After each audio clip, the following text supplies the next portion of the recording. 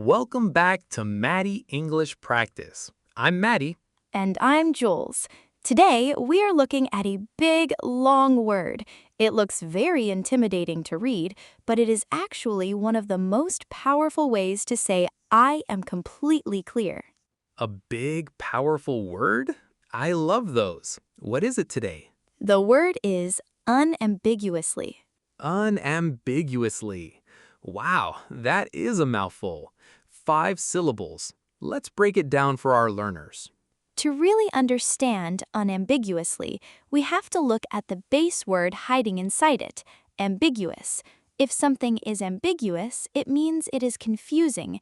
It has 2 or 3 different meanings, and you don't know which one is correct. Exactly. So when you add un to the beginning, it means the exact opposite. If you state something unambiguously, you are speaking so clearly that it is absolutely impossible to misunderstand you. There is only one meaning, zero confusion. Let's look at a real scenario.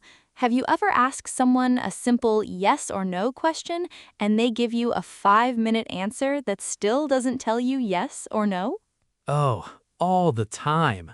Politicians do this constantly on television. You ask them if they will raise taxes, and they talk about the weather, the economy, their childhood. Everything except the actual answer. Yes, they are being ambiguous on purpose because they don't want to trap themselves. But imagine you're at work. You're managing a big project, and the deadline is tomorrow. You ask your teammate, "Are you going to finish the report by 5 p.m. today?"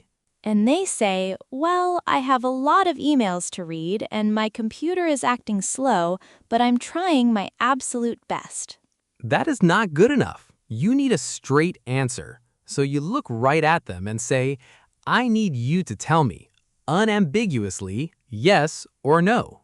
Boom, you are demanding perfect clarity.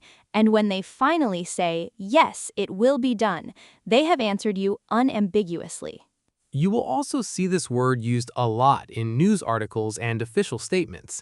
If a company makes a big mistake, the public wants them to apologize unambiguously. Right. They can't say, we are sorry if anyone felt hurt. That is a weak, confusing apology. They need to state unambiguously, we made a mistake and we apologize. Your homework for today. Think about a time when someone gave you a very confusing mixed message.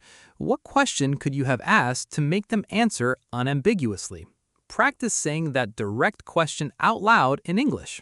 Asking for clear communication is a great way to take control of a conversation. Do not be afraid to ask for clarity. Thanks for joining us today. Keep practicing, keep listening, and keep growing. Speak unambiguously. See you next time on Mady.